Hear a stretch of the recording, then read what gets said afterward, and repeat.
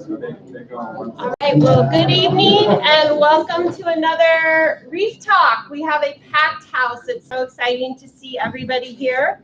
For those of you that don't know, my name is Kate Hawai'i and I'm representing Malama Kai Foundation, who bring these talks to you, donation-based, free public scientific talks. And as we can see, some of our regulars, it's growing, so that's fantastic. We have Dr. Baird with us with Cascadia Research, and he's been around these islands for many, many years at previous Reef Talks as well. And I will go ahead and let him start the presentation. Hooray for you. Thank you very much. You're welcome. Thank you. Thank you. Thank you everyone for coming. Really appreciate the turnout. Before I get started, I just want to mention that everything I'm going to be talking about tonight is a team effort. A lot of people play critical roles in the field and in the office and various collaborators. I want to give a shout out to Colin Cornforth, who works with Captain Zodiac here in Kona. He has been our primary response person since COVID started, and he's been doing all of our tagging since 2019, and a lot of what I'm going to be talking about is work that Colin's been directly involved with. Also Jordan Nurma, who's also in the back, who got the PowerPoint presentation working tonight, because my computer wouldn't. That's not all that Jordan has done. He brought drones to our research project in 2018, as well as tech support. He's just been an amazing contributor to everything we're doing, a lot of other people as well. The work that I'm going to talk about is a part of a long-term project. We're in our 25th year. We've had funding from a lot of different sources, and I particularly want to acknowledge Pacific Island Fisheries Science Center, which has specifically funded our work on false killer whales, as well as the state of Hawaii through a NOAA Section 6 grant, which is part of the Endangered Species Act program. We also have a lot of collaborators specifically on false killer whales. All the genetic results that I'm going to talk about today are from Karen Martine at the Southwest Fisheries Science Center. Folks at Pacific Whale Foundation contribute photos and information from their work. And we have a graduate student at Oregon State University who's working on our false killer whale data. So it's really a big team effort. A quick primer about false killer whales. There are still, 10 years ago when I gave this presentation, I would say that if you Google where did false killer whales get their name, every web page said that it was because they looked like killer whales.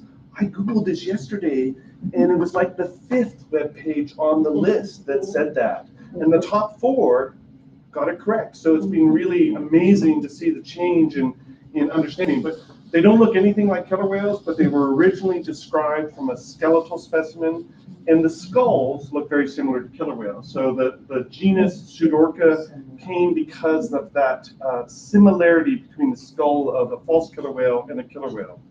Now, false killer whales and killer whales do have a lot of other things in common. They're both long-lived. They're both very slow to mature. Females probably first reproduce in false killer whales when they're about 10 or 11 years of age. Killer whales when they're 13, 14, 15 years of age. Females in both species go through menopause in their 40s and stop reproducing, but then live for a long time afterwards. And it's similar to what the potential purpose of menopause in humans and some other primates is that it basically is because the older females play a critical role in the social groups, and they may be raising their grandkids, they may be providing information on how to respond to things like El Nino or La Niñas, these long-term climate cycles that you really need that long experience to be able to deal with. Both species are pretty rare. They're both top predators. They're not common anywhere, and they both reproduce very slowly. In the case of killer whales, they have a calf about every 5 years. False killer whales, it's more like 6 or 7 years. There are some differences from killer whales. False killer whales are primarily tropical and subtropical, whereas killer whales range throughout all the world's oceans. False killer whales are also really easily confused with other species. Killer whales have those striking black and white markings, so everyone knows what a killer whale looks like. False killer whales are confused with pilot whales, they're confused with pygmy killer whales, they're confused with melon-headed whales. So there's just a lot less information and certainty when people who have never seen one before see one and can't necessarily tell the difference. The other main difference is that they're primarily open ocean, oceanic species. They do come close to these oceanic islands, and they do occasionally come close to shore in certain areas, but their highest density is out in the open ocean. So the title of my presentation was Science and Conservation, or Science and Management of False Killer Whales. And scientists are a big part of that. The work that we've been doing now in our 25th year, but there's other researchers that are playing a critical role here in Hawaii. Christy West of the Health and Stranding Lab at University of Hawaii does all the stranding response for animals, understanding why they've died, looking at what they're feeding on, various other things. Pacific Island Fisheries Science Center plays a really important role, particularly with the surveys offshore to understand abundance throughout the entire Hawaiian archipelago. Groups like Pacific Whale Foundation are playing a really critical role around Maui Nui and others as well. But when you get to management, there's other players involved. In the case of false killer whales, they're managed federally by NOAA Fisheries, and here in Hawaii that includes the Pacific Island Regional Office in Honolulu, and it also includes NOAA Fisheries headquarters. And then the state of Hawaii also has a co-management role because they're an endangered, the insular population is an endangered species. But there's a lot of other players as well. And you know, in terms of the management and conservation issues, all of these different groups play a role one way or another. Groups like Center for Biological Diversity, NRDC, and Earth Justice have often sued the federal government when they're not necessarily doing their job. And there are other groups like Hawaii Longline Association and Western Pacific Fishery Management Council that are all involved in the false killer whale take reduction team, which I'll talk about later. Now, I'm mainly going to talk about false killer whales, but the work that we're doing is a multi-species study. When we go out in the water, we don't see false killer whales very often. We work with every species we encounter. Up in the upper middle there, Cuvier's beaked whales, that's actually, I think, it's either the most common species that we've seen on this most recent trip, which was just ended today. I think we had more sightings of Cuvier's beaked whales than almost anything other than maybe pilot whales, which is a little bit crazy. But we also have photo ID catalogs of bottlenose dolphins in the upper right, dwarf sperm whales in the middle right, false killer whales in the bottom right, the middle, rough-toothed dolphins and Blaine-billed beaked whales. We actually have photo ID catalogs of 15 different species here in Hawaii. When we go out in the water, we work with whatever we're seeing, but false killer whales have always been the highest priority species. Now, this shows our primary research methodology, which is photo identification. There's actually 3 different photographers on board, but you also see the person in the bow is holding an air rifle, and it has what's called a limpet satellite tag. And this false killer whale, this was off of Kauai a couple years ago. It's going to come up over onto the other side of the boat here, and Daniel Webster in the bow is going to deploy a limpet tag onto the dorsal fin of this animal. You can see it right here. Now, I'm going to pass around, I actually have 2 of these. These are the tags that we use with false killer whales and other species. Just pass them around. When we go out on our field projects, we are on the water for anywhere between 1 and 6 weeks at a time. We mainly work on the leeward sides of the islands. But once we get a tag on the dorsal fin of an animal, we can track where it goes regardless of where we happen to be. And I'll show you an animation. It'll eventually show 5 different individual false killer whales. You can look at the counter at the top, how fast that's moving. And we're tagging these animals on the leeward sides of the islands, but they're moving back and forth onto the windward sides. They're moving among the islands. You can see how quickly they're moving among the islands. And you can also see once some of the other individuals come in, that sometimes they're together, sometimes they're apart. They travel in a fairly coordinated fashion, and will meet up, split apart, meet up, split apart. And I think that really relates to what they're feeding on and the broad scale movements of the different species of fish around the islands. Like they're meeting up. It's a cool animation. We also are collecting biopsy samples. Would you mind holding that up and then passing it around? So this is a biopsy arrow, and on the tip of the arrow, there's a little stainless steel dart. And if you want to just pass it around, that'd be great. This is a biopsy arrow just after it hit this pilot whale, and you can see where it bounced off. So we get a little plug of skin and blubber on the biopsy samples.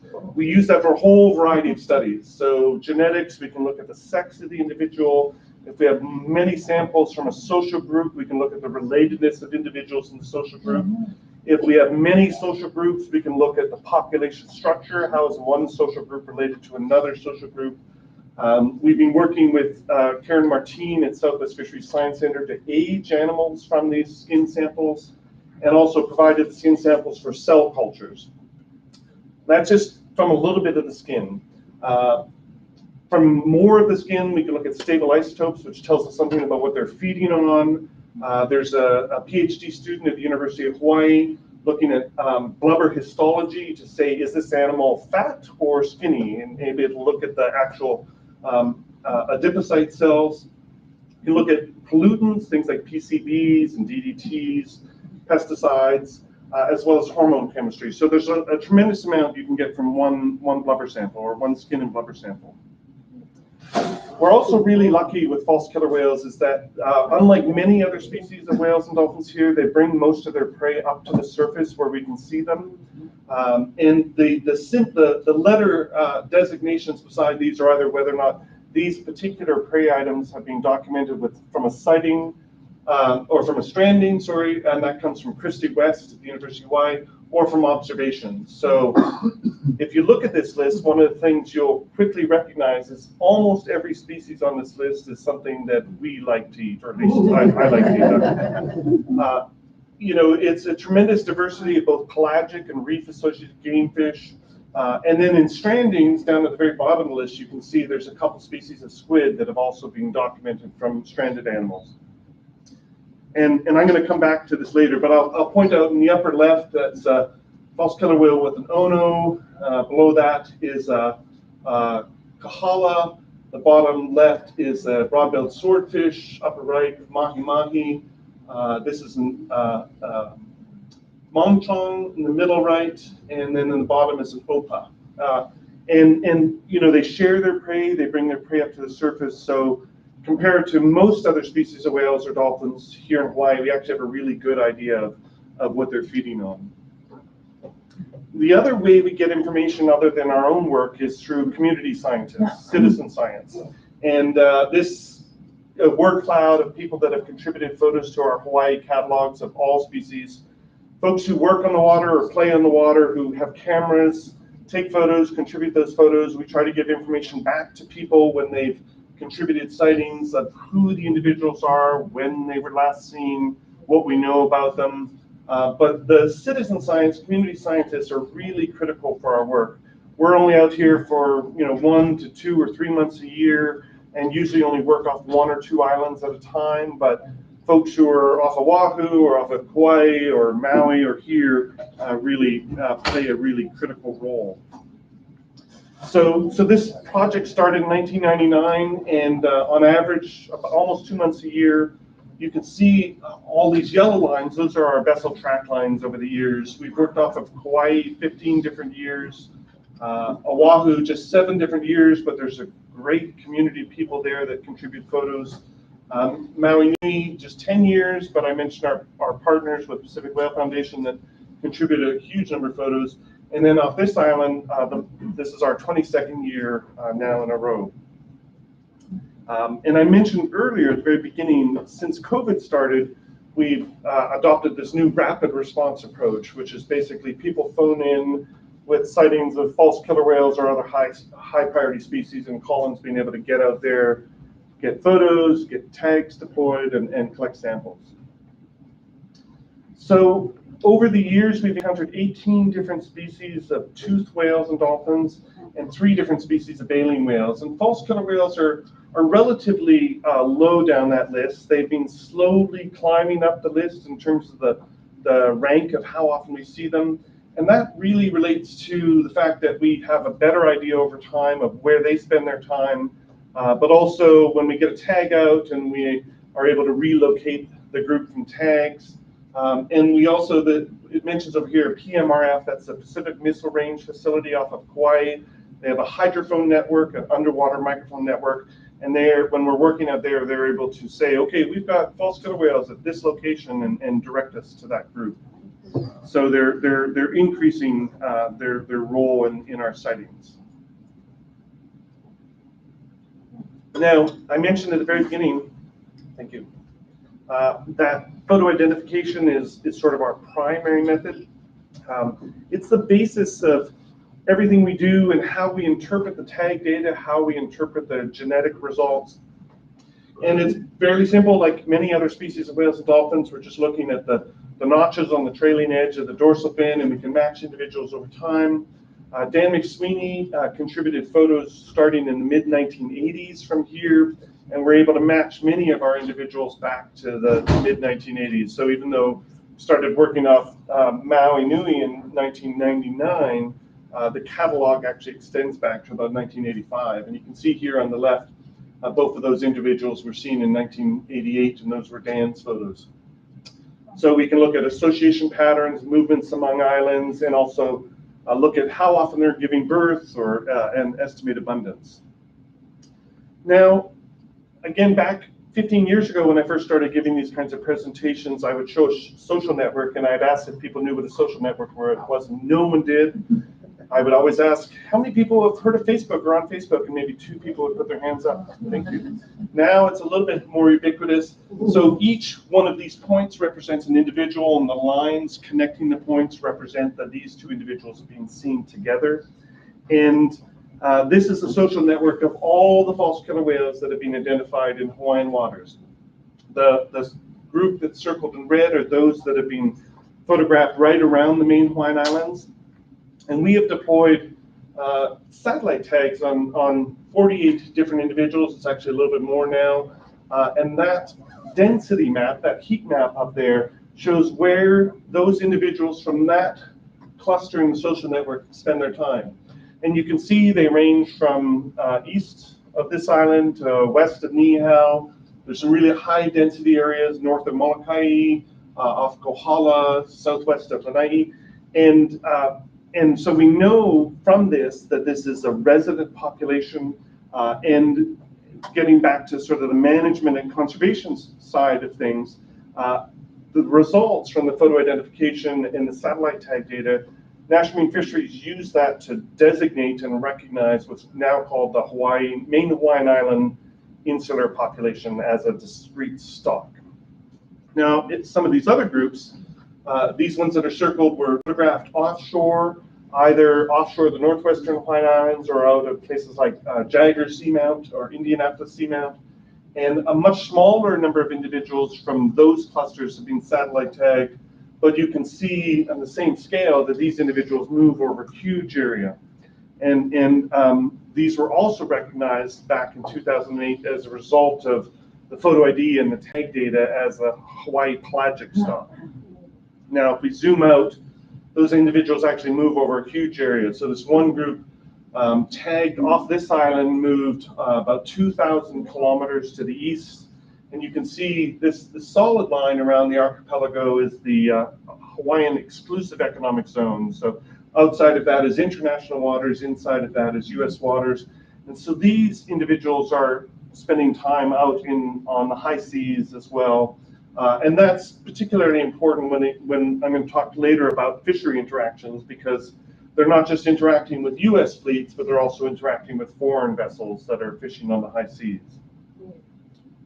Now, for those of you who are paying attention, there's another couple clusters down in the lower left there. These are individuals that have either been photographed just off of Kauai or in the northwestern Hawaiian Islands.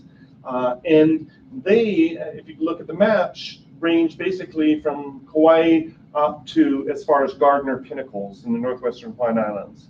And again, as a result, a couple years later for this one, as a result of the combination of photo ID and tag data, they were recognized as the northwestern Hawaiian Island stock. The northwestern Hawaiian Island stock and the main Hawaiian Island stock and the pelagic stock, they all overlap to some degree. But we have evidence from those biopsy samples that the populations are actually genetically isolated, genetically differentiated. So this is, so mitochondrial DNA. Mitochondrial DNA is passed on from a mother to her offspring. And the way that it's characterized in whales and dolphins is what's called a mitochondrial haplotype. And so if two individuals share the same haplotype, then they're part of that same lineage. And what these circles represent are different mitochondrial haplotypes. The two in red on the right-hand side, number 1 and number 2, those are individuals from the main Hawaiian Island population and the northwestern Hawaiian Island population. They share a common haplotype, haplotype 1. You can see the one red and orange pie. That's the two populations sharing the same haplotype. And what that means is that they share a common ancestor. So at some point in the distant past, there was probably a single colonization event of the archipelago where some open ocean group of false killer whales found the islands and decided to stay, and eventually split into two separate populations. As it notes, while they share the same mitochondria haplotype, they do differ in terms of nuclear DNA, and that suggests that they're just not inbreeding today. Now, the pelagic animals, the Hawaii pelagic stock, have very, very different haplotypes. They are genetically differentiated from both the main Hawaiian Islands and the northwestern Hawaiian Islands. So we have photo ID data that suggests they're separate. We have tag data that suggests they have separate ranges. And we have the genetic data that show that they're not interbreeding. Now, I'm going to talk about the main Hawaiian Island population for a little while, and then I'm going to talk about the pelagic population. If anyone has any questions at the end of the main Hawaiian Island population stuff, then please bring them up, because it's kind of a different conservation, different management issue. But starting in the late 2000s, various bits of information were coming together that suggested that this main Hawaiian Island population was declining. Joe Mobley had been running aerial surveys for humpback whales since 1993. And when you look at he was recording many other species of whales and dolphins as well. When you looked at the sighting rates for false killer whales, they showed this really precipitous decline, this big graph in the upper right. In the lower left, there's 4 other species of resident dolphins, short-fin pilot whales, spinner dolphins, spotted dolphins, bottlenose dolphins. None of those species are showing any obvious decline. And that's really important because, you know, if all of them were showing decline, maybe the weather was a lot worse in the more recent surveys. Maybe they changed their methodology in some way that we're just missing the false killer whales. But 2 of them are slightly increasing, 2 of them are slightly decreasing, whereas the false killer whales are dropping. So that was really some of the first evidence that the population was going down.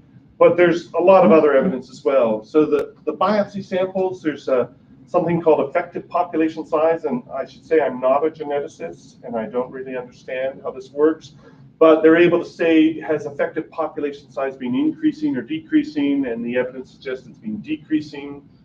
Back in 1989, 2 researchers, Steve Leatherwood and Randy Reeves, did some aerial surveys around the island specifically for false killer whales, and they found very large groups in 1989, and nowadays those groups just don't exist. They were the 3rd most common species they found in their aerial surveys, compared to the 9th most common species in the 2000s. Folks like Dan McSweeney noted a decline between the late 80s and early 90s compared to recent decades, and there was also a decline noted off Maui Nui. So a lot of different sources of information. So this then goes back to, how is this science used for management or conservation? All of this information led NRDC to petition National Marine Fisheries Service to list this population as endangered. In early 2010, NIMS set up a biological review team that produced this amazing status review. If you want to learn so much about false killer whales, this QR code down the bottom will take you to this report. It's available online. And basically they concluded a bunch of things. They concluded that It's a discrete population, that the population is significant worldwide for a variety of reasons, that there was fairly conclusive evidence of a decline in the population, and a lot of existing threats to the population. So it took a couple years, but in November 2012, National Marine Fisheries Service designated this population as endangered under the Endangered Species Act. So we've been working with the photo identification data and the tag data with a team of researchers at the Pacific Island Fisheries Science Center to understand how the population has been doing in the last 20 years. And all of that earlier evidence was, how is it doing between the 1980s and the early 2000s? And the photo identification data is one way of estimating abundance. You can use it to do a mark recapture analysis. If you see a lot of new individuals in the population compared to the number of old individuals, the population tends to be large and potentially increasing. If almost every animal you see is an animal you've seen before, the population may be stable or decreasing. And the problem is, we work on the leeward sides of the islands, and we know the false killer whales go back and forth to the leeward and windward sides of the islands. So they actually used all of our satellite tag data to say, what's the likelihood of our work and Pacific Whale Foundation's work and other groups that are on the water, what's the likelihood of encountering them, and came up with a more robust abundance estimate. And you can see that the trend, particularly in the last 12 years, has been downward. Now, this analysis, they're able to, it's a Bayesian analysis. They're able to estimate how likely different scenarios are, and that's what these distributions show. And on the right-hand side, this is basically just from 2011 to 2021. It shows that probability-wise, the population has been declining at about 5% a year, actually a little bit more than 5% a year. So it's a pretty steep decline. Now, why is it declining? And going back to what they're feeding on, I think that's really the key. All of these species are species that humans like to eat, but they're also fairly high trophic level predators. And the high trophic level predators accumulate pollutants. So we actually published an early paper in 2009 on pollutant levels and found that couple adult males had levels of PCBs, which are an industrial chemical that were high enough to cause immunosuppression or reproductive problems. But we published this new paper in 2020 with a much larger sample size. Basically, the levels of PCBs in every adult male in the population and about 1/3 of the females in the population are high enough to cause some sort of problems with the animals. And whether or not that means that they're less likely to reproduce or they're more likely to die from an infection, it may be a very small proportion, a small contributor to mortality, but it's definitely an issue. And I think the difference between males and females is because these pollutants are stored in the blubber. When a female gives birth and nurses her calf, she transfers most of her toxins to her calf. And what that means is the firstborn calf, in particular, has very high levels of these toxins, and a second-born calf or a third-born calf have much lower levels because they've already transferred their toxins to the calves. The other thing I mentioned, and it's not noted, well, yeah, it is noted on the bottom left, is that this also includes samples from stranded false killer whales from Christy West's work, and the stranded individuals had the highest levels of pollutants of all the individuals that were sampled. And that tells you that those high pollutant levels may be contributing to mortality. There's other potential issues that relate to what they're feeding on. Certainly, changes in the prey base is one of those. On the upper left, it shows the catch per unit effort for yellowfin tuna from 1968 to 2008, and you can see this decline in catch per unit effort. There's less tuna out there. This bottom graph is the average weight of ahi here in Hawaii, starting in the late 1940s, all the way through to 2008. And in late 1940s, early 1950s, the average weight of an ahi was about 140 pounds. And in the 2000s, it's down around 60 to 70 pounds. So the fish are smaller and there are fewer of them. Any long-time fisherman will tell you that. But the problem is there's these shifting baselines that we all have. People are out there fishing now. This is what they know. But the question is, what was going on over this much longer period of time? There's also the potential for deliberate shooting. We know it's happened with species like monk seals. Certainly there's lots of reports of people shooting rough-toothed dolphins off of Kona that are depredating catch around fads. People who are out fishing commercially, they're carrying firearms to either kill large billfish if they're fishing by themselves and they need to get on a boat, or to deter sharks. So whether this is happening or not, I have no idea, but it's certainly a potential risk factor to the animals. The other big issue is they're feeding on the same fish that we're catching and eating, and my favorite fish is ono. My second favorite fish is mahi-mahi.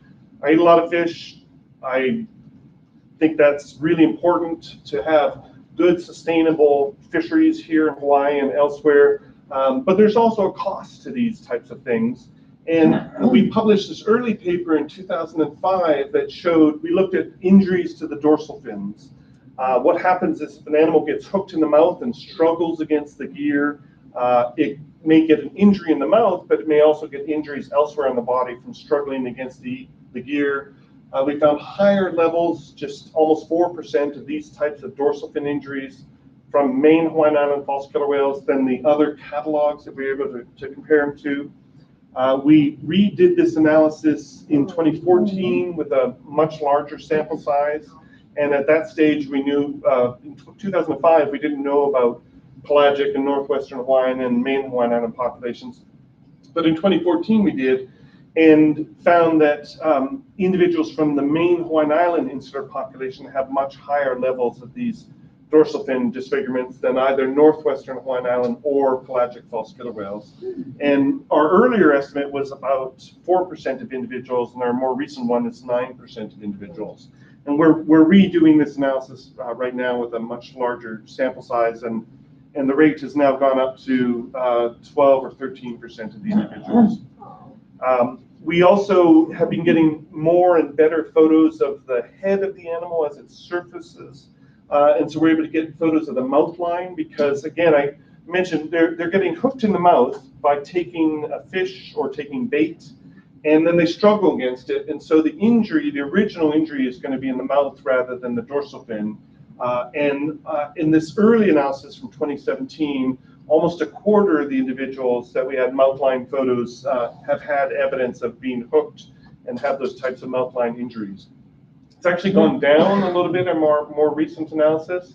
And it's a larger sample size. The more recent analysis is probably a lot more valid, but it's still, as expected, more of them hooked in the mouth than injured from the dorsal fin.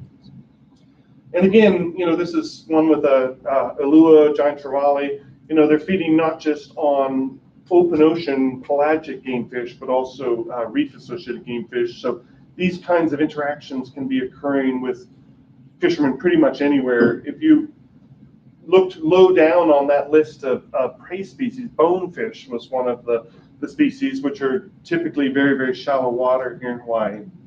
Now, the most commonly documented species of fish that we see false killer whales feeding on is actually mahi-mahi. And they represent probably about 60% of all the predation that we see. But the interesting thing about mahi-mahi is, one, they're really easy to identify. I don't know about you, but telling the difference between an aku and an ahi, and, if you get a quick glimpse, it can be hard. Whereas mahi-mahi are easy to identify for a non-fish person like myself, but they also have this tendency to throw mahi-mahi up in the air and play with them in a way they don't do with other species of fish. So again, getting back to the management side of things, we've been trying to figure out where are these fishery interactions occurring, or which fishermen are most likely to have a false killer whale try to take their fish. So we took all of our satellite tag data, and we took the commercial marine license data from the state of Hawaii for commercial fishermen, and we came up with this index to basically say, if you are a fisherman and you're on the water fishing, which fishermen or which areas are you most likely to have false killer whales interacting with your gear? And that's what it shows here on the right-hand side. On the left-hand side, it shows where the false killer whales spend their time in relation to these fishery management areas for the commercial marine licenses. And the right-hand side, it's basically saying this is from an individual fisherman's perspective. If you're fishing in those darker spots, you are, as an individual, more likely to have a false killer whale try to take your fish. And part of that relates to, if you're fishing off Kona, there may be 100 boats off Kona, or 30 boats off Kona in one day, and false killer whales are rarely off of Kona. Whereas if you're fishing north of Molokai or off Kohala, there may be 1 or 2 boats out there, and false killer whales are regularly there. So your probability of interacting with them is much higher in those areas. And the big question then is, which fisheries are these? As anyone who fishes here in Hawaii, there's a lot of different types of fishermen, a lot of different types of fisheries.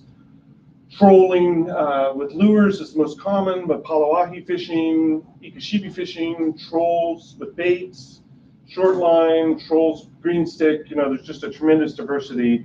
And all of these, their primary catch species are species that are targeted by false killer whales. So it's not a really obvious thing, oh, they're interacting with one fishery or they're interacting with another fishery. They really could be interacting with a lot of different fisheries. Another risk factor for these animals is toxoplasmosis. This is a parasite that is, the cats are the definitive host. I don't know if you noticed as you drove into the parking lot, but there are a lot of cats out there and people are feeding the cats. If there were no cats in Hawaii, there would be no toxoplasma. It would take a long time for it to disappear for the environment because the oocysts that they release are stable for months, maybe longer. This was a publication that came out in 2022 based on work from the Christy West lab in Honolulu. And basically the top line there is it's a significant threat to endangered Hawaiian marine life. Several spinner dolphins have been documented with toxoplasma that have killed them. There are preliminary results from Christie's lab that false killer whales, the small number of animals that have ever been examined, show evidence of toxoplasma in organs. Whether or not it killed them is another question.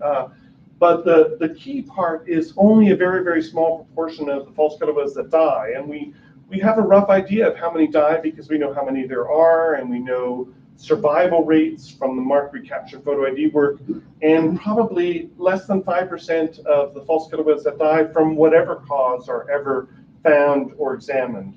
And this type of threat, I think, shows one of the real values of doing necropsies on these dead stranded animals. This could be a major threat for this endangered population, but we would never know it without those necropsies and the analyses that come with them.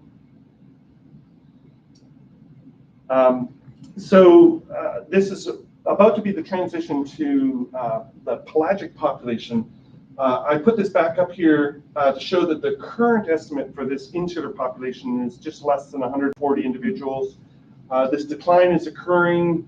I think the decline is likely to continue to occur unless something is done. But what to do is a real big question, an open question at this stage. So I don't know if anyone wants to ask any questions or make any comments now, and if not, I'll move on to the pelagic false killer whale. Donna. The toxoplasmosis rate in offshore animals differ from inshore animals? Well, it's a good question. Whether or not toxoplasma is more likely to be in inshore animals than offshore animals, probably, but false killer whales feed on bonefish over reefs. They feed on aluas over reefs. They have the widest distribution in relation to depth of any species of dolphin or toothed whale here in Hawaii. I think that it's less likely that it's going to be found or be an issue with some species like Cuvier's beaked whales that are exclusively out in deep water, but certainly spinner dolphins, bottlenose dolphins, false killer whales. I think all three of those are probably regularly, almost on a daily basis, I would suggest, are exposed to the oocysts from Toxoplasma around the islands. And monk seals. And monk seals, yes. Yeah. Is there any chance that any of these individuals are moving out of the islands? And you're tracking, are you showing anybody ever leaving?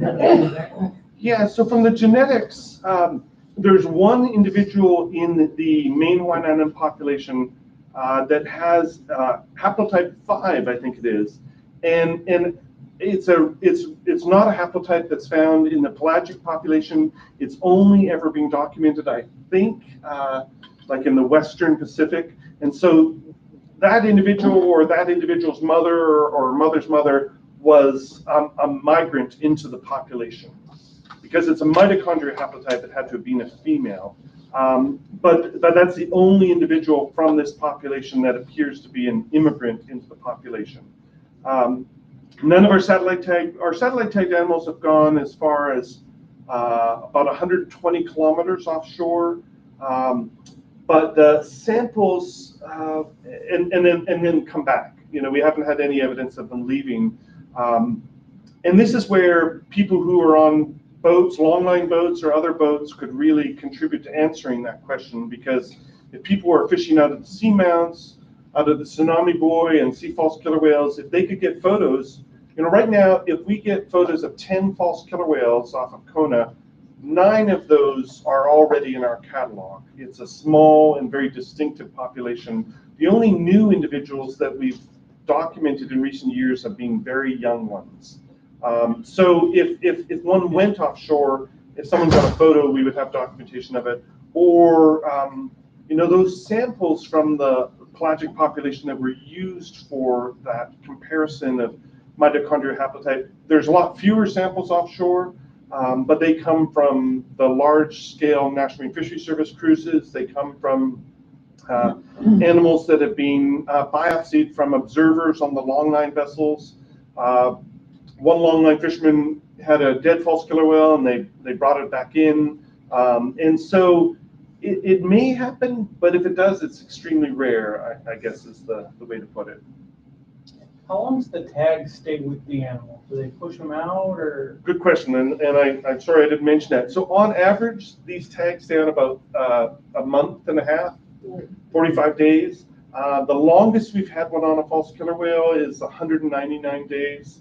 And we've had one on a pilot whale as long as 367 days. But the average is 45 days. Pretty good. Where did you see the evidence of Kampachi in their diet versus evidence of Kahala in their diet? Well, in both species, we're basing this on photographs, and we get fish experts to identify the photographs. So I am not the one that's making those decisions. I send them to people like Bruce Mundy and Don Kobayashi and various other fish experts. And usually when we get something that isn't blatantly obvious, I send it to 4 or 5 people. And I'm forgetting the name, but a fellow who works for NOAA, who works with the longline auction, and we send them to 4 or 5 people who are fish experts and say, can you tell us which one is this? Because they're really hard to tell apart, for me anyways. I mean, fish experts is much easier, but Doug sitting next to you has provided photos of a threadfin jack before. Yeah, it's some species are really easy and some are much harder. Sure. So now we're going to move further offshore, and it's a lot of important management conservation issues with the pelagic population. This map shows the bycatch in the Hawaii-based longline fishery from 1997 to 2009. And bycatch in this case means animals that are brought up dead and animals that are hooked and released with trailing gear, where they appear to have ingested the hook and released within trailing gear. So if an animal comes up and it's hooked, say, just in the lip, and the hook breaks free, that's not considered bycatch in this particular case. But in the longline fishery, there's an observer program with about 20% coverage in the tuna longline fishery. It's actually 100% coverage in the swordfish longline fishery. And in the late 2000s, it became really obvious, one, that false killer whales were the most frequently reported species of whale or dolphin that were bycaught, and the bycatch levels based on the abundance levels were unsustainable. And the numbers here, 124 that were killed or seriously injured over that period. So based on this evidence, Earth Justice actually sued National Marine Fisheries Service and said, okay, you've got this evidence of bycatch, the bycatch is unsustainable, and you need to set up a take reduction team. So NIMF set up a take reduction team in 2010, and take reduction teams are really interesting groups of people. They include fishermen, they include scientists, they include managers, and they include conservation groups. So I am a member of the take reduction team. Basically put all these people in a room together, and they're given the task of trying to solve this bycatch issue, which is a really tough job. What the team came up with in 2010 was using weaker hooks. So prior to when the take reduction plan went into effect, tremendous diversity in the hook diameter and the hook materials. So some hooks would take 900 pounds of pull to either straighten the hook or bend the hook. And they basically said, okay, you need to use weaker circle hooks, stronger branch lines. So there's a hook, a leader, and then the branch line, because often the branch lines would break, and changes in the handling of the gear so that if an animal gets hooked, you can actually try to straighten that hook and get it out of the animal. There's also a really important thing that went into effect as part of this take reduction team. Prior to the plan going into effect, for 4 months of the year, longline fishermen could fish closer to the islands, on the north side of the islands, and the team unanimously recommended that that became a permanent outer boundary, and that was to protect the insular population. This was in 2010.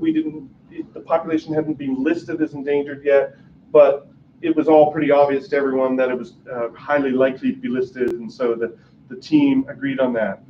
We all had a lot of hope back then. Not telling you we don't have hope now, but we don't. The plan went into effect in 2013. The results from the first 5 years, basically, it didn't work.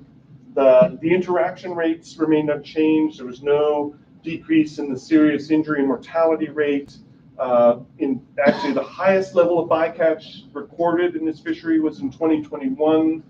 We all know the hooks aren't weak enough, the branch lines aren't strong enough, and there's a lot of training needed with the crew. I'll give credit here to Hawaii Longline Association. They're doing a lot of work right now to train crews in how to respond when an animal gets hooked. There's a captain. The National Marine Fisheries Service had previously been training just the captains, and right now they're still just training the captains, but HLA has stepped in to try to get the crews on board with all of these, because they're basically the first responders. There's the ones that pulling in the gear, the captain usually in the cabin doing something else. So they're working on that.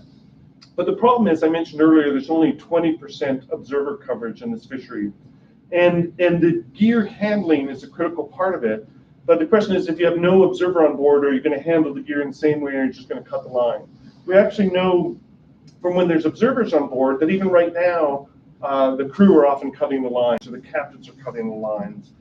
So what I've been advocating for a number of years, and other people have as well, is that to really understand how the handling and these measures work, you need to also have electronic monitoring in the fishery. So this shows, so it's mortality and serious injury, that's MNSI, inside the U.S. exclusive economic zone, the EEZ, or outside the EEZ. So inside, the take reduction plan went into effect in 2013. Inside, it's been either relatively stable or gone down a bit or gone up. But outside, in international waters, the bycatch has just been increasing, and then maybe has leveled off since about 2018. And the problem is National Marine Fisheries Service has just been managing what's technically happening inside U.S. waters. And part of that is related to the abundance estimates are inside U.S. waters. And so, you know, they can manage it relative to that abundance estimate. So we had another meeting of the team earlier this year. We all know the plan's not working. Let's try to come up with some potential changes to the plan that will increase the likelihood of reducing this bycatch.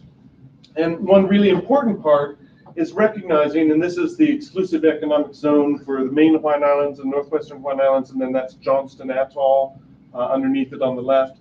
And basically recognizing that you need to manage the populations range, not just some artificial boundary of the U.S. exclusive economic zone.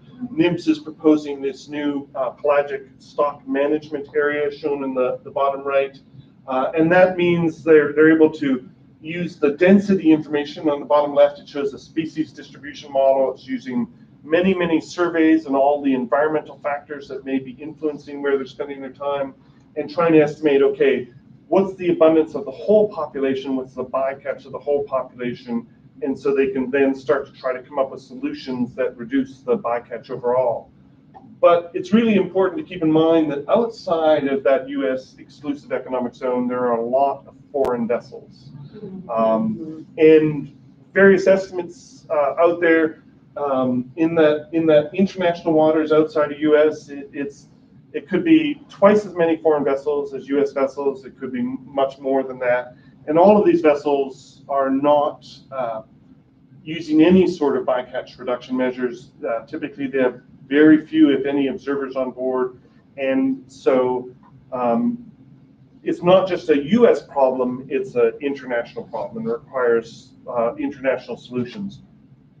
At our meeting in March, one of, I think, the very important consensus agreements or consensus suggestions or that the team came up with is implementing electronic monitoring in 100% of the fishery. And I mentioned before that that's a major concern of mine. If there's no observer on board, are they doing things differently? And everyone in the room agreed that that was a good idea, which I think is really important.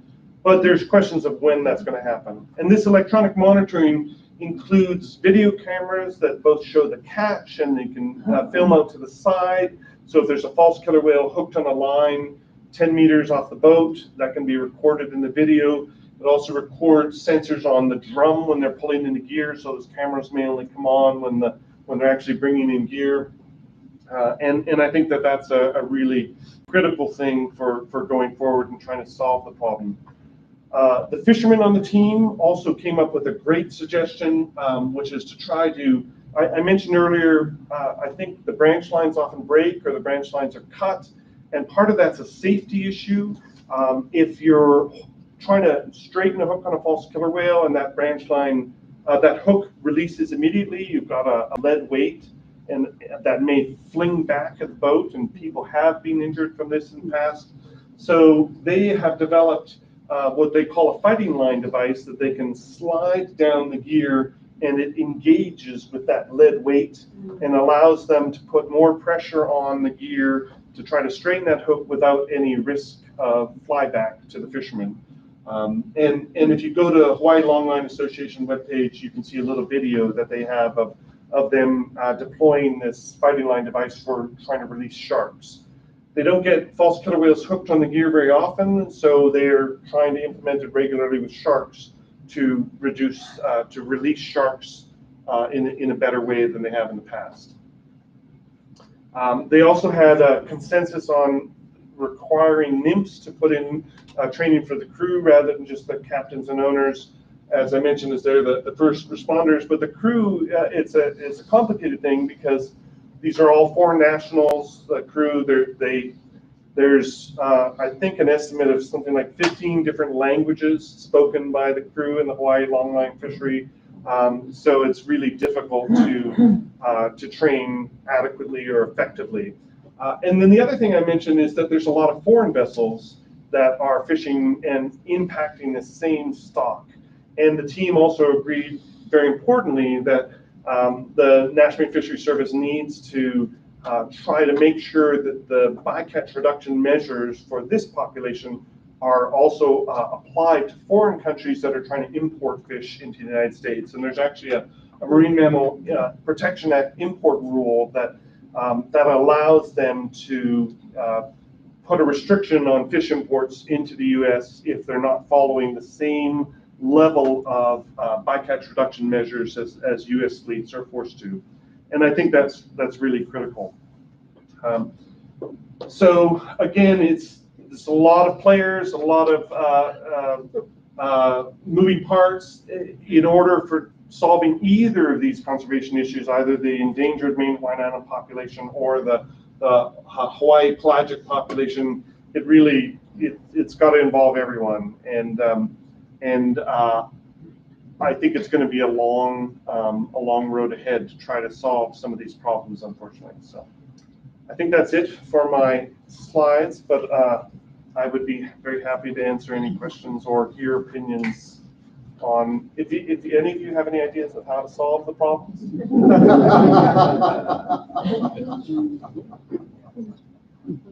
Thank you.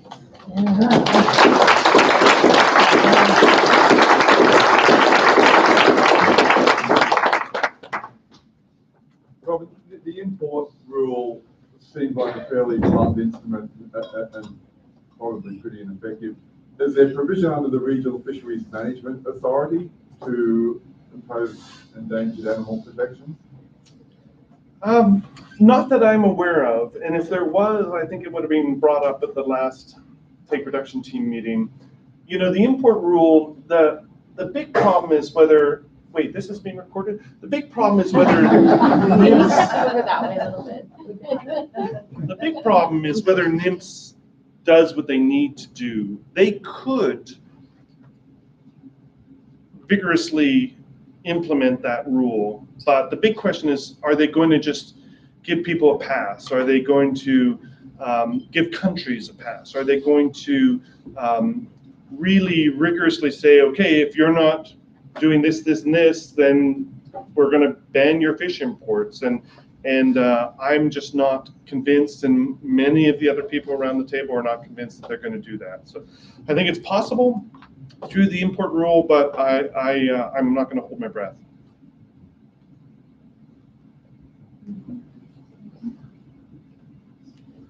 Are there any estimates of a minimum viable population for the insular?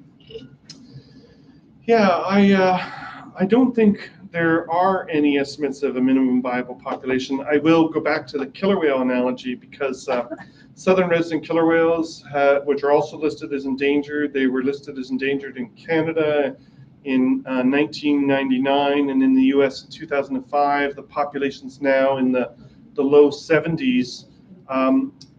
There's a paper that came out recently with that population that shows that and a huge proportion of those individuals have been genetically sampled, and they're able to actually look at relatedness of individuals very in great detail. And there's an inbreeding effect that's happening where they know who the fathers are, they know who the mothers are, and they're able to say that the survival of the calves is much lower if their parents are inbred. And if and when this population will get to that stage, I don't know. You know, the population was thought to be in the 400 to 500 range 25, 30 years ago.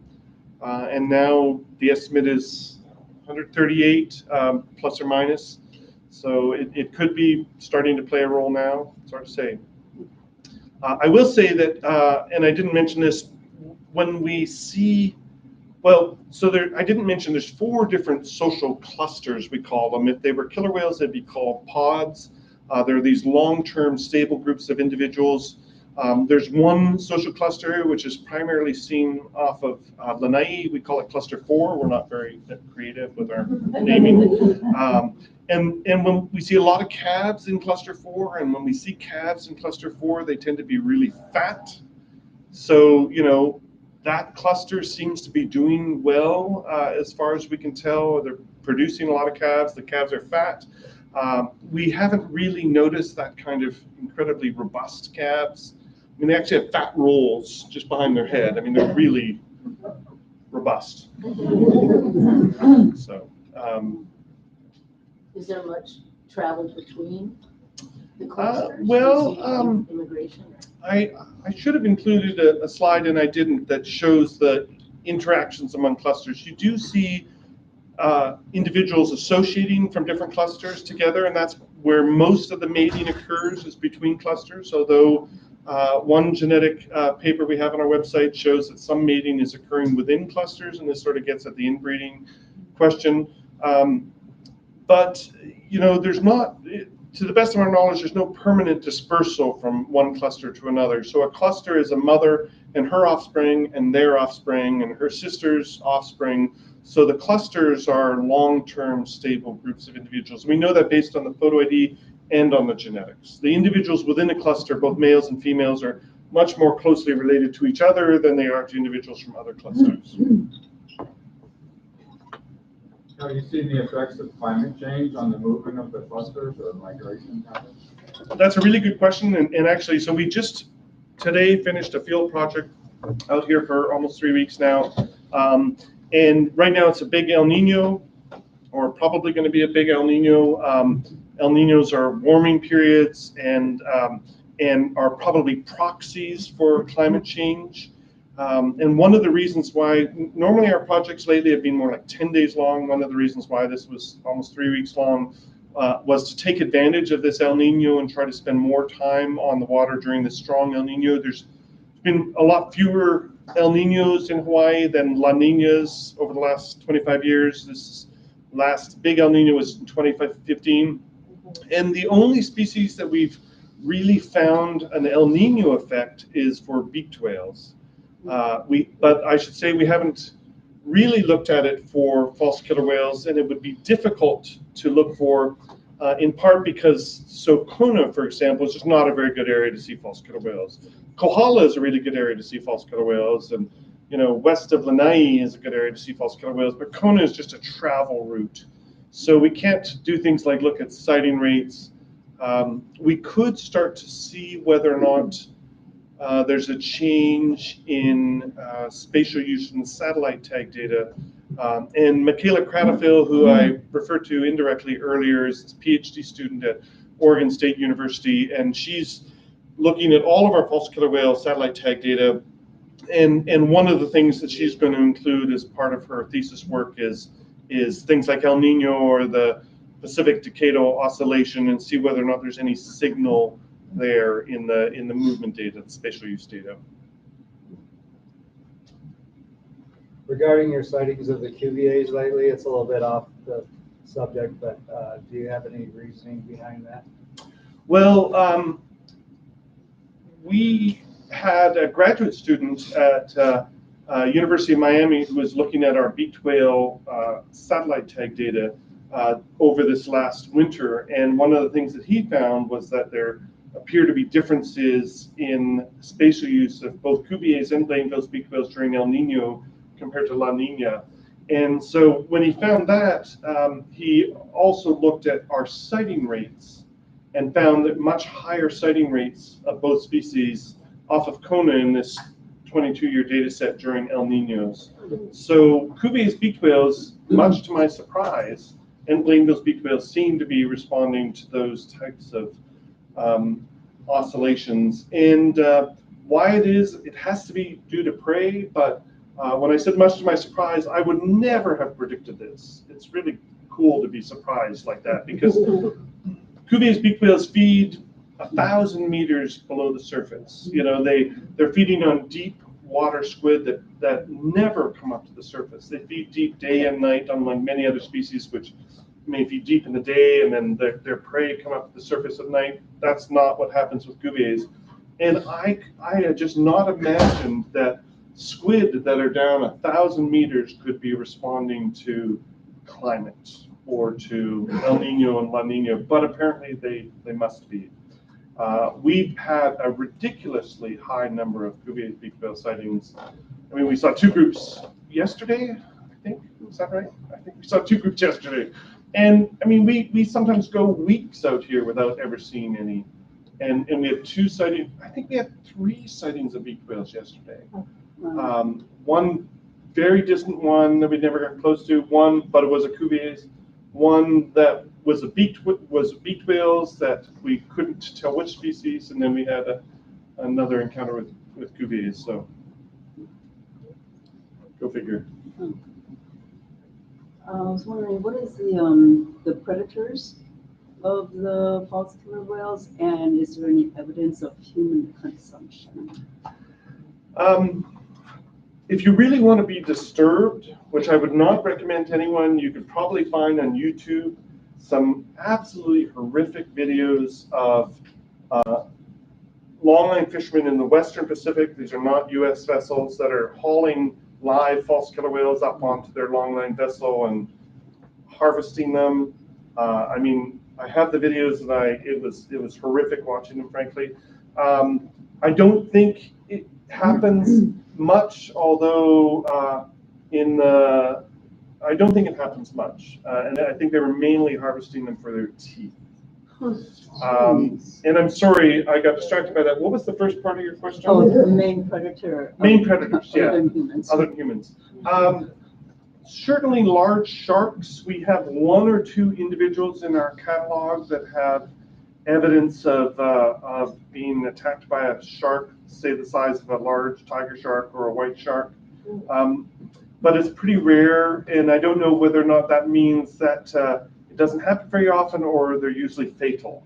I actually think it doesn't happen very often, in part because some of the smaller species like pygmy killer whales and melon-headed whales have much higher frequencies of large shark bite wounds than false killer whales.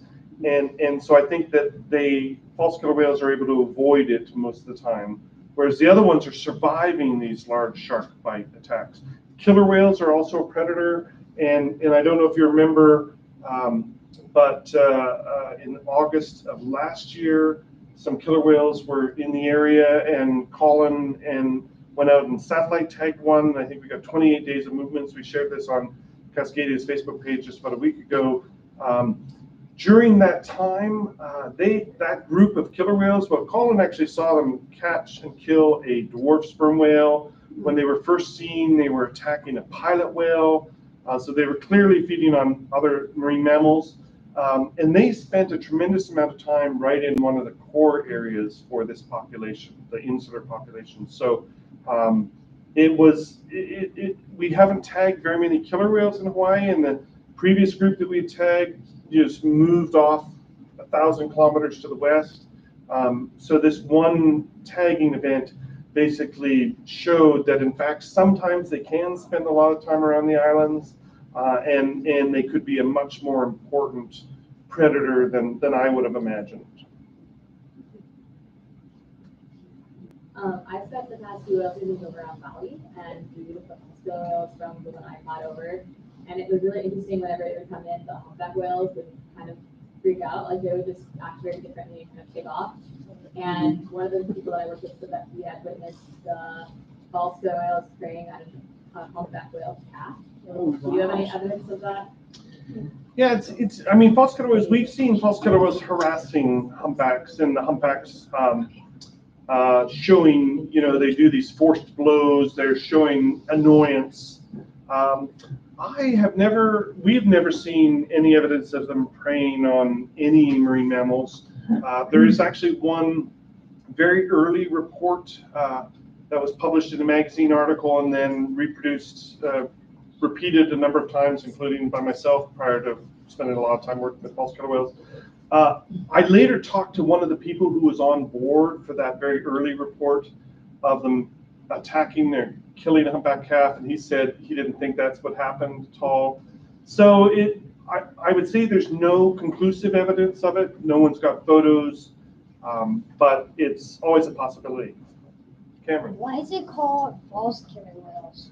It all comes down to, well, the teeth are very similar to a killer whale tooth, and the skull is also very similar to a killer whale skull. So when they first discovered them, it was from the skull and basically said, well, this looks a lot like a killer whale, but slightly different. I have a question from a viewer online. Any estimates on calf survival rate in the main Hawaiian island group? I wish we knew that, and we don't really have that information. And I'm going to put out a plea to people who spend time on the water taking photos. It's much harder to get a photo of a small, fast-moving animal than it is to get a photo of an adult. And so if anyone online or elsewhere works on the water and has photos of false killer whales or has the opportunity to take photos, please contribute them and we'll eventually be able to answer that. I will say with killer whales, which have been studied much more extensively, calf survival is only about 50% in the first year.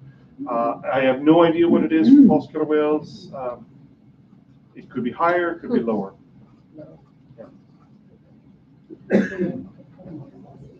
Megan. Excellent talk, Robin. Thank you so much for all the you folks do in Cascadia. You mentioned a couple environmental toxins, so PCBs and toxo, as being of big concerns to our false killer whales. Are there any other examples of toxins that are being studied or have you're aware of? Well, I mean, there's the persistent organic pollutants, which include a whole suite of pesticides as well. And in the papers we published on this topic, for example, dieldrin, which is a pesticide that was used extensively in pineapple cultivation here in Hawaii, there's a high dieldrin signature in the samples. But the problem with many of these persistent organic pollutants is that it's a global problem. And I must admit, another one of these things where I was just flat out wrong. If you had asked me in 2007 whether I thought persistent organic pollutants were a problem with animals in Hawaii, I would have said, no, I don't think so. I mean, I actually said that. Because you go out there and it's clear blue water and we're so isolated from the rest of the world that I thought, oh, it just can't be a problem. But that was just naive of me. And in fact, while places like Southeast Asia and historically the United States and Canada and any industrial country, while those were all the historical sources of these pollutants are transmitted in the atmosphere, they're transmitted in the ocean, and the levels of these pollutants, let's say in the mainland of the US where many of these industrial chemicals have been banned for a long time, like in Puget Sound, the levels in Puget Sound are decreasing. But that's because the pollutants are being distributed elsewhere around the world. And so the levels in Hawaii are not decreasing because Hawaii is a sink rather than a source, and we're just getting things from elsewhere. Toxo is as I mentioned earlier, cats are the definitive host. If there are no cats in Hawaii, there would be no toxoplasmosis in Hawaii. It would disappear, it'd be gone. And I should say, indoor cats. I love cats, I should say, just in case everyone's wondering. Who loves cats? Most people. But indoor cats is where they belong indoors. And it's, as someone mentioned, it's a problem for monk seals. It's a problem for a lot of species. It's a cryptic problem. There are other pathogens that I think could be an issue, and really Christy West's lab at University of Hawaii is the main group that's doing that work. They're doing tremendous work in terms of culturing things using new, incredibly efficient genetic methods to go back through tissue samples that were collected over the last 20 years and looking for pathogens that 20 years ago you could never have detected, but now with the new molecular methodologies you can find those things, and there's a lot of concern, there's a lot of concern, some that you can do something about, like toxo, and others that are much more difficult to deal with. You had a question? How fast does an adult false killer move? When you see them, they can be moving incredibly fast or very slow, but they're certainly, we've paced one they tend to go really fast when they're converging on a school of fish or on a prey. They share their prey. So if one has caught a big tuna or something like a swordfish, you'll get other animals that will converge from miles and miles away. We paced one, I think, at 21 kilometers an hour for probably 35, 40 minutes, just porpoising for a long period. So they certainly have the potential to move faster for longer periods of time than almost any other species. I've never seen, the only other species in Hawaii that I've seen that are moving really fast are some of the offshore species of dolphins that really don't like boats, and they just avoid boats and run away. They're moving probably that same speed, but we just don't stay with them. We get a couple photos and leave. So. How hard is it to pull this out of the? Oh, so yeah, the biopsy arrow.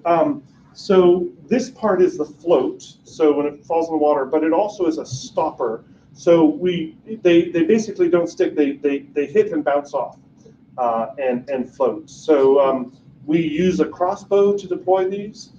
We collected 4 samples today for pilot whales, and then you can unscrew the tip as well and see. Once we get the sample, we basically put that on ice and then prepared later. Mark is in the back of the room. Sampled our pilot whales today and subsampled them. Whenever we get the sample back, we basically, and here you can see the tip. We take 1/3 of the skin off for genetics, and the rest goes to the UH lab, depending on the species sometimes. So last week we got a sample of a spotted dolphin that might be a hybrid with another species. Had very unusual pigmentations. We actually have 1/3 of the skin for the genetics, 1/3 of the skin that will give someone to try to look at the structure of the skin and the pigmentation, and then the rest goes to the UH lab.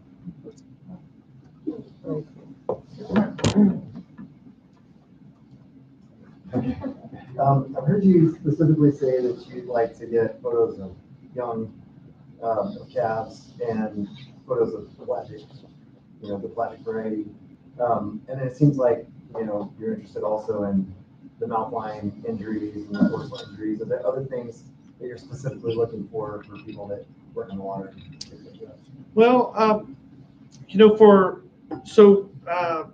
going back to the Cuvier's beaked whale, the photo I showed earlier shows a tremendous spotting pattern in Cuvier's. False killer whales we identify primarily from the dorsal fins and the markings on the dorsal fins, so we need photos that are relatively perpendicular. But for other species like Cuvier's beaked whales, they're much more, identifying individuals is much more like identifying a blue whale or a rough-toothed dolphin, which have these really complex color patterns on them. So photos from any angle we can usually use to identify those. But I think getting photos, taking a picture of your GPS. I should also say anyone who contributes photos, we do not post them publicly without permission from the photographers. We're very sensitive to, copyright and ownership of photos. We use them for research purposes, and if we want to do anything else, we make sure we ask and give credit. So, for example, Mark had a gray whale off of Kona. When was that gray whale? Just Can't remember. a year and a half ago. Wow, yeah. First ever sighting of a gray whale here in Hawaii, and so we took those photos. We compared them to various different gray whale catalogs along the West Coast and also in Russia. We wrote up a little note and included Mark as a co-author and the other people that contributed photos. These photos can be so valuable, and I'll mention not only the gray whale, but the same year there was a blue whale sighted off of Kona that was documented with photos. If you're out on the water and you see a large baleen whale in the winter, don't assume it's a humpback whale, because there's 6 other species of baleen whales that could be out there. I keep hoping we're going to see a North Pacific right whale, because there's been a couple sightings here in Hawaii, and I really would like the next one to be ours. I'm willing to accept anyone else. So PCB is understandably an issue, but you didn't mention mercury, which I thought would have been more salient. Is that because of the mitigating effects of selenium? Well, mercury is not mercury is stored in protein-rich tissues rather than lipid-rich tissues. So the mercury analyses are mainly done from stranded animals and things like liver and kidney samples rather than blubber samples. But you're absolutely right. There's this whole question about mercury. It's naturally occurring, but whether or not it's metabolized by the animal really depends on the mercury selenium ratio. And so sometimes it can be fatal to animals and other times it can be completely inert. It's just not something that we've been studying because we're collecting these skin and blubber biopsies. And you could look at mercury in skin, and people have done that, but it's not a sort of standard thing because the liver and kidneys are mainly where people look at mercury.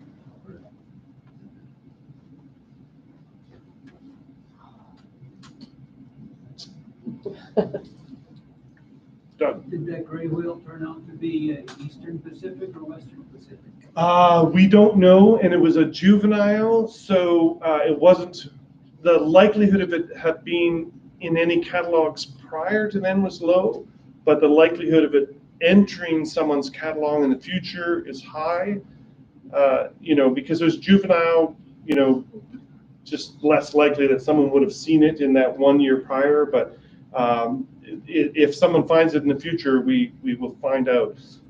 Doug referred to Eastern or Western Pacific. There's Eastern Pacific gray whales, which are a large population that breed in Mexico and go all the way up the West Coast and into Alaska and sometimes into Russia. And then there's this very small Western Pacific population.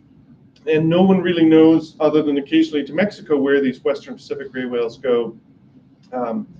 But my guess, if I had to guess, and it's just completely a guess, is that you can imagine a gray whale from the Western Pacific on its way to the Eastern Pacific and taking a detour to one. Do false killer whales go to Seattle waters? Yeah, Seattle so waters? false killer whales in the Pacific Northwest. My first ever observation of false killer whales was in British Columbia, Canada, in 1987. It was a stranded animal that stranded on a small island, Denman Island, off Vancouver Island. And then in that particular individual probably was part of a group of false killer whales that came up into Washington and British Columbia. So there was, in 87 or 88, I believe, there was a group seen in Puget Sound, and one individual from that group, a couple of them stranded and died, but one of them stayed around for probably 10 or 12 years, just this lone false killer whale. People named it Willie.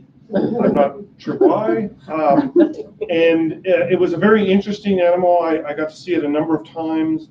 And it was particularly interesting because, and then this is something else I never mentioned, it would catch salmon and bring the salmon up to boats, and it would spit the salmon out at the surface. Oh my God. And then the salmon would sink, and it would grab the salmon and bring it up, and it would offer them to people. Wow. That kind of behavior, I really should include this in my talk.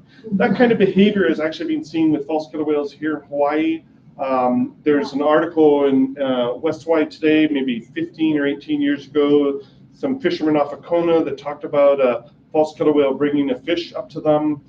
Dan McSweeney in the late 1980s had a false killer whale bring a big ahi up to him and offer it to him underwater. And Dan, who described the story to me, and I put out a copy of a book plug for my book in the back, published by University of Hawaii Press in 2016. I talk about this story in the book.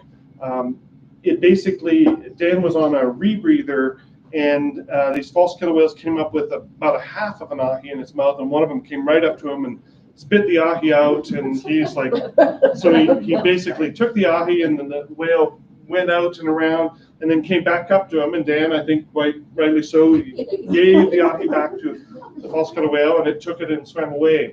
And that kind of behavior with humans, of course, is incredibly amazing and rare.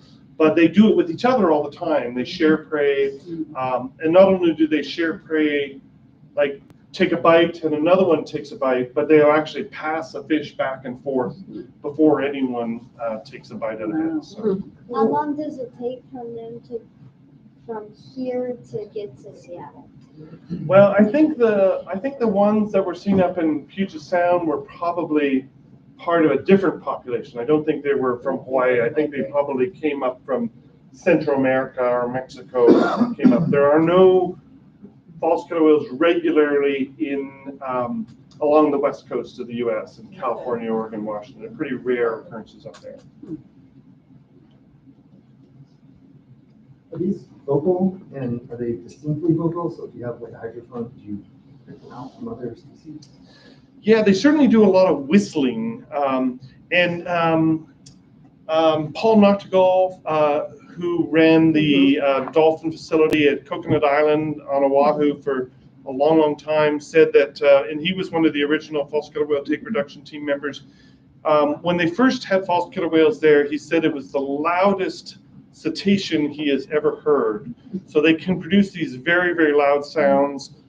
We hear them all the time just through the hull of the boat, particularly when they're feeding on something like a mahi-mahi. Mahi-mahi will often hide underneath the boat or try to hide underneath the boat, and false killer whales will come in and grab them. But when they're underneath the boat, you can just hear a tremendous amount of whistling occurring through the hull. Cool. Besides Hawaii, are there any other kind of centers for false killer whale research? Yeah, there's a couple researchers in New Zealand that have been studying false killer whales there. They're very seasonal there, so they're only there in the summer in New Zealand.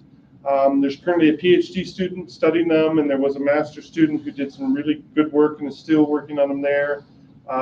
If you go to the Cascadia Research webpage, we actually just published a paper led by Annie Douglas, who happens to be my wife, I should say, on false killer whales in Central America and Mexico.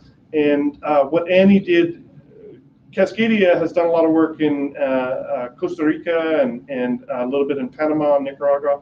And what Annie did is she took catalogs of false killer whales from Panama, Costa Rica, Guatemala, Nicaragua, Mexico, and some photos from Southern California, and compared all of those catalogs. It's a lot of different researchers from a lot of different countries, and looked at movements among those areas and site fidelity. She found that there's appear to be several different populations along the west coast of Mexico and Central America.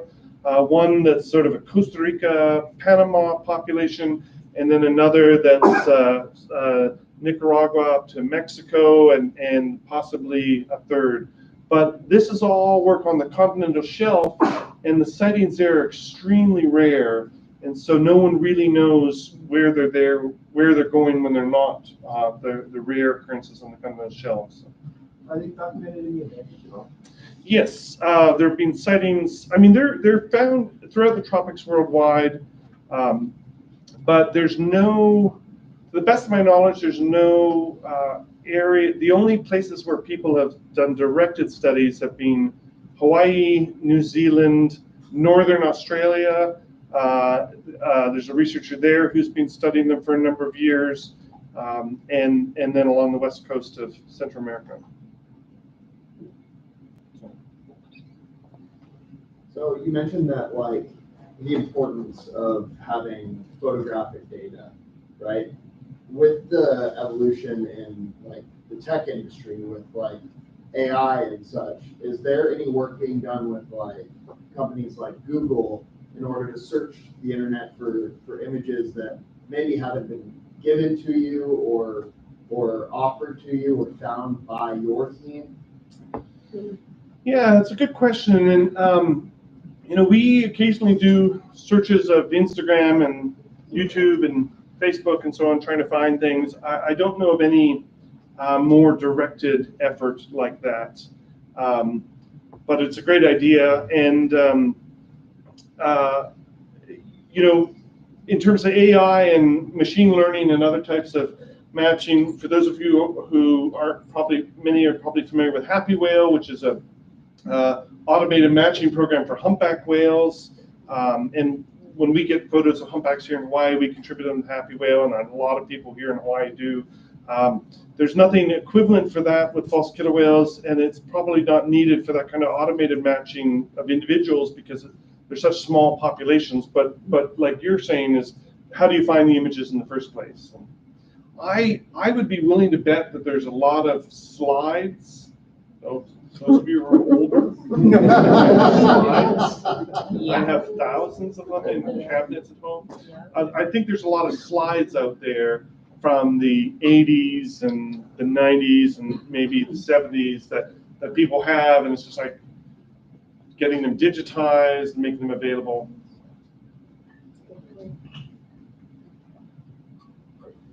What's the oldest individual in the Hawai'i pod?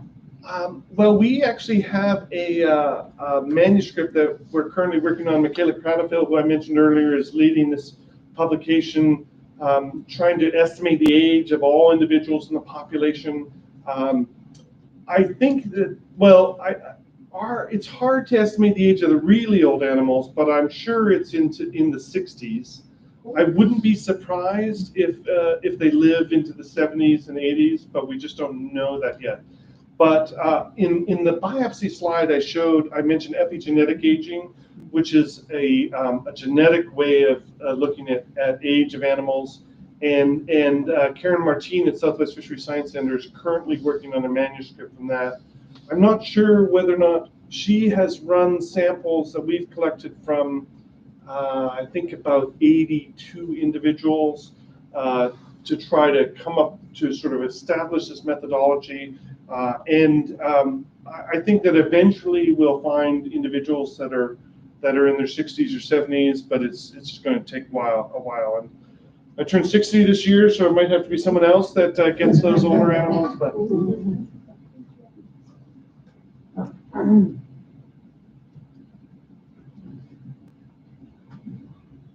okay. Thank you.